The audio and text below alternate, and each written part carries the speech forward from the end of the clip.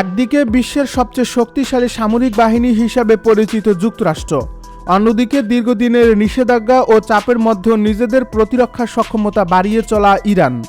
সাম্প্রতিক ঘটনা প্রবাহে দুই দেশের উত্তেজনা এমন এক পর্যায়ে পৌঁছেছে যেখানে প্রতিটি সামরিক পদক্ষেপ পুরো অঞ্চলের নিরাপত্তা পরিস্থিতিকে নতুন করে প্রশ্নের মুখে দাঁড় করাচ্ছে। বিশ্লেষকদের মতে এটি কেবল দুটি দেশের মধ্যে দ্বন্দ্ব নয়, বরং গোটা উপসাগরীয় অঞ্চলের কৌশলগত ভারসাম্যের জন্য বড় একটি পরীক্ষা। সাম্প্রতিক সময়ে ইরানের বিভিন্ন সামরিক স্থাপনা, উপকূলীয় অবকাঠামো এবং প্রতিরক্ষা সংশ্লিষ্ট স্থাপনাকে লক্ষ্য করে যুক্তরাষ্ট্রের হামলার খবর আন্তর্জাতিক অঙ্গনে ব্যাপক আলোচনার জন্ম দেয়। একাধিক সূত্রের দাবি, বিভিন্ন স্থানে একযোগে হামলা চালিয়ে ইরানের সামরিক সক্ষমতার উপর বড় ধরনের চাপ সৃষ্টি করার চেষ্টা করা হয়। তবে তেহরান শুরু থেকেই জানিয়ে দেয় যে কোনো হামলার জবাব দেওয়ার মতো সক্ষমতা তাদের রয়েছে এবং প্রয়োজনে তারা পাল্টা পদক্ষেপ নিতে দ্বিধা করবে না। ঠিক সেটিই দেখা যায় অল্প সময়ের মধ্যেই। হামলার পরপরই ইরানের সামরিক বাহিনী এবং ইসলামিক বিপ্লবী গার্ড বাহিনী নিজেদের প্রতিক্রিয়া জানায়। তবে সবার দৃষ্টি কেড়ে নেয় একটি বিষয়। অভিযোগ অনুযায়ী পাল্টা অভিযানের লক্ষ্যবস্তু হিসাবে উঠে আসে কাতার, কুয়েত এবং বাহরাইনে অবস্থিত মার্কিন সামরিক স্থাপনাগুলো। অনেকেই প্রশ্ন তুলতে শুরু করেন, যুক্তরাষ্ট্রের সঙ্গে সংঘাত হলেও কেন উপসাগরীয় দেশগুলোকে এই সংঘাতের কেন্দ্রবিন্দুতে নিয়ে আসা হচ্ছে? সামরিক বিশ্লেষকদের ব্যাখ্যা বলছে, বিষয়টি আবেগের নয়, বরং সম্পূর্ণ কৌশলগত। কারণ উপসাগরীয় এই দেশগুলোতে দীর্ঘদিন ধরে যুক্তরাষ্ট্রের গুরুত্বপূর্ণ সামরিক ঘাঁটি, বিমান ঘাঁটি, রাডার ব্যবস্থা, লজিস্টিক কেন্দ্র এবং প্রতিরক্ষা অবকাঠামো রয়েছে। অঞ্চল জুড়ে মার্কিন সামরিক কার্যক্রম পরিচালনার ক্ষেত্রে এসব ঘাঁটির গুরুত্ব অত্যন্ত বেশি।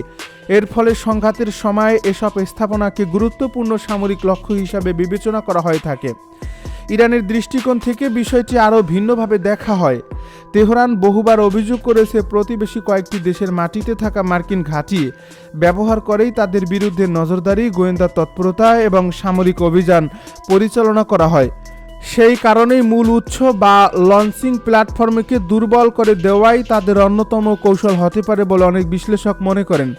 আন্তর্জাতিক সংবাদ মাধ্যমগুলোর বিভিন্ন প্রতিবেদনে দাবি করা হয়েছে, ইরান আধুনিক ড্রোন, ক্ষেপণাস্ত্র এবং নির্মূল আঘাত হানতে সক্ষম বিভিন্ন অস্ত্র ব্যবহার উন্নয়নে গত কয়েক বছরে উল্লেখযোগ্য অগ্রগতি অর্জন করছে। বিশেষ করে দীর্ঘপাল্লা ড্রোন এবং ব্যালিস্টিক ক্ষেপণাস্ত্র এখন ইরানের প্রতিরক্ষা কৌশলের অন্যতম প্রধান অংশ। যদিও প্রতিটি হামলার প্রকৃত ক্ষয়ক্ষতি নিয়ে ভিন্ন ভিন্ন তথ্য সামনে এসেছে এবং অনেক দাবিয়েই স্বাধীনভাবে যাচাই করা সম্ভব হয়নি। বিশ্লেষকেরা বলছেন, যুদ্ধক্ষেত্রে কেবল শত্রুপক্ষের সৈন্য বা অস্ত্র ধ্বংস করে একমাত্র লক্ষ্য নয়। আধুনিক যুদ্ধে প্রতিপক্ষের অর্থনৈতিক ব্যয় বাড়িয়ে দেওয়াও একটি গুরুত্বপূর্ণ কৌশল। একটি উন্নত বিমান প্রতিরক্ষা ব্যবস্থা, একটি বড় জ্বালানি সংরক্ষণাগার কিংবা একটি সামরিক যোগাযোগ কেন্দ্র ধ্বংস হয়ে গেলে সেটি পুনর্গঠনে বিপুল অর্থ ব্যয় করতে হয়। এর ফলে সামরিক সংঘাতের পাশাপাশি অর্থনৈতিক চাপও তৈরি হয়। এই বাস্তবতাকেই সামনে রেখে অনেক বিশেষজ্ঞ মনে করেন, ইরানের কৌশল হতে পারে যুক্তরাষ্ট্রকে এমন একটি পরিস্থিতিতে নিয়ে যাওয়া যেখানে প্রতিটি সামরিক পদক্ষেপের জন্য তাদের ব্যয় কয়েক গুণ বেড়ে যায়। এর ফলে দীর্ঘমেয়াদী সংঘাত চালিয়ে যাওয়া রাজনৈতিক ও অর্থনৈতিকভাবে আরও কঠিন হতে পারে। অন্যদিকে উপসাগরীয় দেশগুলোর অবস্থানও অত্যন্ত জটিল। একদিকে তারা যুক্তরাষ্ট্রের দীর্ঘদিনের নিরাপত্তা অংশীদার, অন্যদিকে ইরানের সঙ্গে তাদের ভৌগোলিক ও অর্থনৈতিক সম্পর্ক রয়েছে। তাই বড় ধরনের সংঘাত শুরু হলে এই দেশগুলো নিজেদের নিরাপত্তা, জ্বালানি রপ্তানি এবং অর্থনৈতিক স্থিতিশীলতা নিয়ে উদ্বেগের মুখে পড়ে। বিশেষজ্ঞদের মতে, যদি কোনো দেশ তার ভূখণ্ডে বিদেশি সামরিক ঘাঁটি পরিচালনার অনুমতি দেয়, তবে সেই ঘাঁটি ভবিষ্যতে সংঘাতের সময় সম্ভাব্য লক্ষ্যবস্তুতে পরিণত হওয়ার ঝুঁকি তৈরি হয়। এ কারণেই মধ্যপ্রাচ্যের ছোট ছোট রাষ্ট্রগুলো এখন একদিকে নিরাপত্তা সহযোগিতা বজায় রাখার চেষ্টা করছে, অন্যদিকে সরাসরি যুদ্ধে জড়িয়ে পড়া এড়ানোর কূটনৈতিক পথও খুঁজছে। ইরানের আরেকটি বড় উদ্দেশ্য হতে পারে মনস্তাত্ত্বিক চাপ সৃষ্টি করা। যখন প্রতিবেশী দেশগুলো অনুভব করবে যে তাদের ভূখণ্ডে থাকা বিদেশি সামরিক উপস্থিতির কারণে তারাও নিরাপত্তা ঝুঁকির মধ্যে পড়ছে, তখন তারা স্বাভাবিকভাবেই সংঘাত কমানোর জন্য কূটনৈতিক উদ্যোগ বাড়াতে পারে। এর মাধ্যমে ওয়াশিংটনের উপরও পরোক্ষ চাপ সৃষ্টি হওয়ার সম্ভাবনা তৈরি হয়।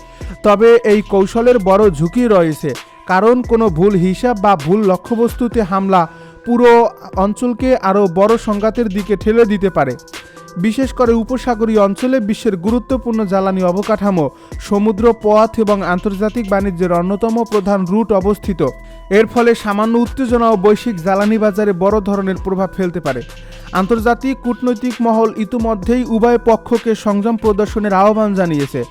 জাতিসংঘ সহ বিভিন্ন আন্তর্জাতিক সংস্থা বারবার বলছে, সামরিক উত্তেজনা বাড়লে তার প্রভাব শুধু মধ্যপ্রাচ্যে সীমাবদ্ধ থাকবে না, বরং বৈশ্বিক অর্থনীতি, জ্বালানি সরবরাহ এবং আন্তর্জাতিক নিরাপত্তা ব্যবস্থাও বড় ধরনের চ্যালেঞ্জের মুখে পড়তে পারে। একদিকে সামরিক বিশেষজ্ঞরা মনে করছেন, ভবিষ্যতের যে কোনো সংঘাতে ড্রোন প্রযুক্তি, সাইবার সক্ষমতা, ইলেকট্রনিক যুদ্ধ এবং নির্ভুল ক্ষেপণাস্ত্র আরও গুরুত্বপূর্ণ ভূমিকা পালন করবে। ইতিমধ্যেই বিভিন্ন দেশ এই প্রযুক্তিতে বিপুল বিনিয়োগ করছে এবং মধ্যপ্রাচ্য সেই প্রতিযোগিতার অন্যতম প্রধান ক্ষেত্র হয়ে উঠছে। উপসাগরীয় অঞ্চলে মার্কিন সামরিক ঘাঁটির উপস্থিতি দীর্ঘদিন ধরেই ইরানের নিরাপত্তা উদ্বেগের অন্যতম কারণ হিসাবে বিবেচিত হয়ে আসছে। এর ফলে উত্তেজনা বৃদ্ধি পেলেই কুয়েত, বাহরাইন কিংবা আশপাশের মার্কিন স্থাপনাগুলো সম্ভাব্য ঝুঁকির কেন্দ্রে চলে আসে। সাম্প্রতিক ঘটনা প্রবাহ সেই বাস্তবতাকেই আবার সামনে নিয়ে এসেছে। বিভিন্ন প্রতিবেদনে দাবি করা হয়েছে, ইরানের পক্ষ থেকে ক্ষেপণাস্ত্র ও ড্রোনের মাধ্যমে উপসাগরীয় অঞ্চলে অবস্থিত কিছু মার্কিন সামরিক স্থাপনাকে লক্ষ্য করে হামলার চেষ্টা করা হয়েছে। তবে এসব হামলায় কী পরিমাণ ক্ষয়ক্ষতি হয়েছে কিংবা কতগুলো লক্ষ্যবস্তুতে আঘাত লেগেছে সে বিষয়ে স্বাধীনভাবে নিশ্চিত তথ্য এখনও প্রকাশিত হয়নি। একইভাবে যুক্তরাষ্ট্র তাদের সামরিক অভিযানে একাধিক গুরুত্বপূর্ণ লক্ষ্যবস্তুতে হামলার কথা জানালেও প্রকৃত ক্ষয়ক্ষতির পরিমাণ নিয়ে ভিন্ন ভিন্ন তথ্য সামনে আসছে।